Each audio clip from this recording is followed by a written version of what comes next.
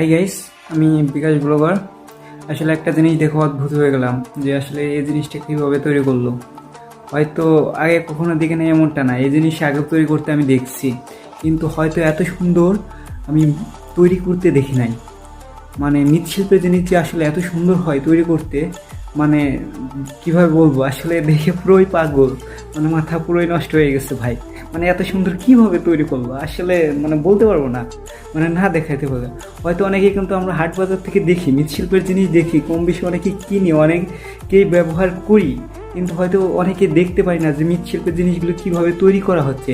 কিন্তু আমি এই ভিডিওটার মাধ্যমে দেখাবো যে কীভাবে একটা মৃৎশিল্পের জিনিস তৈরি করা হয়। আবার হয়তো অনেকে ভাই ভাই বলবে যে ভাই দেখছি দেখছি আর ও ভাই কত দেখছি ভাই। ভাই যারা দেখছেন ভাই তারা ভালো, আর যারা দেখেন নাই তাদের জন্য ভাই মূলত এই ভিডিওটা আমার তৈরি করা হয়েছিল, যে কীভাবে একটা মৃৎশিল্পের জিনিস তৈরি করা হচ্ছে সে জিনিসটা আমি এই ভিডিও চিত্রে আমি ফুটিয়ে তুলবো, একটা মৃৎশিল্পের যে কোনো একটা টপিকস।